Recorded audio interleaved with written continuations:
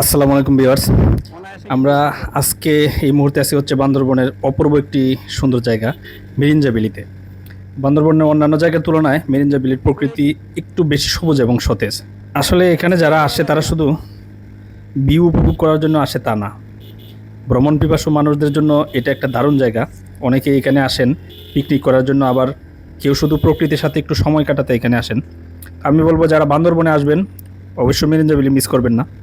যদিও যাত্রাপথটা একটু কঠিন, কিন্তু তারপরও এখানে আসার পরে এখানকার প্রকৃতি আপনার যাত্রাপথের যে কষ্টটা সেটা ভুলিয়ে দেবে।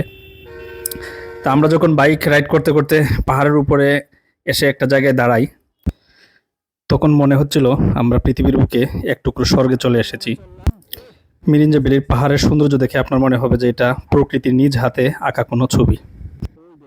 চারপাশে সারি সারি পাহাড়, আরেকজন রাইডার হিসেবে এমন পথে বাইক চালানোর অভিজ্ঞতাটা সত্যি অবিস্মরণীয়। আমরা যখন মিরিঞ্জা ভ্যালিতে আসি তখন অনেকটা রৌদ্রোজ্জ্বল আবহাওয়া ছিল, আর তাই মেঘের দেখা খুব একটা ছিল না। কিন্তু এই সময়টাতে পাহাড়ের সবুজ প্রকৃতির উপর রোদের যে ঝিলিক, ওটা দেখে মনে হচ্ছিল যেন আমরা সবুজের সাগরে ভাসতেছি। মিরিঞ্জা ভ্যালি রিসোর্টগুলো হচ্ছে বান্দরবনের লামা উপজেলায়। যারা বান্দরবন ট্যুরে আসে, বান্দরবন শহর থেকে নীলগিরি, তানচি, আলীকদম হয়ে কক্সবাজারের দিকে যাবেন, তো ওই রাস্তায় সর্বশেষ যে স্পট সেটা হচ্ছে মিরিঞ্জা ভ্যালি। এটা প্রায় সমুদ্র পৃষ্ঠ থেকে 1500 ফুট উঁচুতে। তো এইখানে বাইক দিয়ে আসলে আপনি সবচেয়ে ভালোভাবে এনজয় করতে পারবেন। আর টোটালি বান্দরবন যে ট্যুর, সেই ট্যুরে যদি আপনি বাইক ছাড়া অন্য কোনো বাহনে আসেন, তাহলে আমার মনে হয় যে আপনি একটা পিন্ডার ভিতর ঢুকবেন, ওইটার ভিতরে বইরে আপনাকে নিয়ে স্পটে নামায়া দিবে। তারপর কিছুক্ষণ আপনি ওই জায়গাটা এনজয় করলেন, আবার কিন্তু এই পিন্ডার ভিতর বইরা আপনাকে জায়গা মতো পৌঁছাইয়া দেবে। সেই ক্ষেত্রে আপনি কিন্তু রাস্তায় যে প্রকৃতি সেটা এনজয় করতে পারবেন না। আর বান্দরবনের সবচেয়ে সুন্দর মুহূর্তগুলাই হচ্ছে রাস্তায় পড়বে। আপনি এক স্পট থেকে আরেক স্পটে যাওয়ার সময় যে অসাধারণ ভিউগুলা, সেগুলো দেখার জন্য অবশ্যই আপনাকে বান্দরবনে বাইকে আসতে হবে যদি সুযোগ থাকে। আর বাইকে আসার ক্ষেত্রে কটা কথা না বললেই নয়, যারা একটু প্রাথমিকভাবে বাইক চালানো শিখতেছেন তাদের বান্দরবনে বাইক নিয়ে না আসাটাই ভালো। যাদের লং ট্যুরে অভ্যস্ত যারা, তারাই বান্দরবনে বাইক নিয়ে আসলে সবচেয়ে ভালো হয়।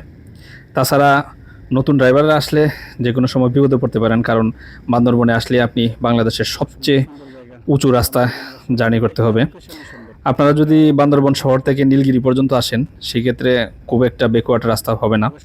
এই রাস্তাগুলা অনেকটাই সহজ রাইড করা, কিন্তু যদি আপনি নীলগিরি থেকে তানচি, আলীকদম হয়ে মিরিঞ্জা ভ্যালি হয়ে এদিক দিয়ে বাইর হতে চান, তো আলীকদম পর্যন্ত যে আসবেন অবশ্যই এক্সপার্ট ড্রাইভার ছাড়া এদিকে আসাটা একেবারেই অসম্ভব। বান্দরবনের অন্যান্য স্পটের তুলনায় মিরিঞ্জা ভ্যালিতেও কিন্তু মেঘের দেখা পাওয়া যায়, তবে এটা অবশ্যই সকালবেলা, ভোরবেলা বা সন্ধ্যাবেলা। তো সন্ধ্যার চাইতে ভোরবেলায় মেঘের ভিউটা সবচেয়ে সুন্দর হয়। তা যারা বান্দরবন আসবেন যে কোনো একটা স্পটে রাত্রি যাপন করার চেষ্টা করবেন। আর সেটা ভালো হয় যদি আপনি নীলগিরিতে রাত্রে অবস্থান করতে পারেন, কারণ তানচি শহরটা কিন্তু অনেকটা অনেকটা নিচে, পাহাড়ের নিচে। আর যে এখানকার যে থাকার যে রিসোর্টগুলো আছে এগুলো কিন্তু অনেকটা নিচে। কিন্তু মিরিঞ্জা ভ্যালি আর নীলগিরি ওই রিসোর্টগুলো অনেকটা উপরে, ওইখান থেকেই আপনি ভোরবেলা খুব সুন্দরভাবে মেঘের দৃশ্য দেখতে পারবেন। তো ওই জন্য ওই উপরের রিসোর্টগুলোতে থাকার চেষ্টা করবেন যারা মেঘ দেখতে চান। যারা শুধু বান্দরবনের মিরিঞ্জা ভ্যালিতে ঘুরতে আসতে চান, এটা অনেকটাই সহজ।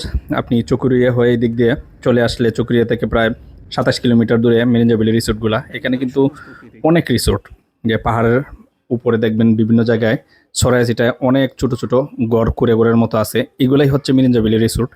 তো ওই রিসোর্টগুলোতে আপনি এক রাতে 2500 টাকা থেকে 4000 টাকা পর্যন্ত ভাড়া আছে। আপনি যেরকম মানের চান সেই অনুযায়ী আপনি কথা বলে নিতে পারবেন। তো এই পর্যন্ত আসার জন্য যে রাস্তা, এটা খুবই ভালো রাস্তা। এখন চকরিয়া থেকে মিরিঞ্জা ভ্যালি পর্যন্ত রাস্তাগুলা একবারে নতুন রাস্তা। এই রাস্তায় বাইক নিয়েও আসতে পারেন, অন্য কোনো যানবাহন নিয়ে সিএনজি নিয়েও আপনি চলে আসতে পারবেন। যদি আপনি আলীকদম পার হয়ে ডিম পাহাড় ওই তানচির দিকে না যান, তাহলে আপনি যে কোনো বাহন নিয়ে মিরিঞ্জা ভ্যালি বা আলীকদম পর্যন্ত আসতে পারবেন চকরিয়া হয়ে।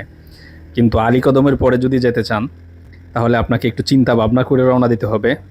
খুব ভালো হয় বাইক নিয়ে আসলে। তবে যারা বান্দরবন বাইক দিয়ে ট্যুর করতে চান, অ্যাডভেঞ্চার যারা পছন্দ করেন, তাদেরকে বলবো আপনারা চেষ্টা করবেন বান্দরবন দিয়ে ঢুকে এই দিক দিয়ে একবারে নীলগিরি, তানচি, আলীকদম হয়ে মিরিঞ্জা ভ্যালি হয়ে আপনারা বাইর হয়ে গেলে একবারে সব কটা স্পট আপনার দেখা হয়ে যাবে এই রাস্তায় যে কটা স্পট আছে।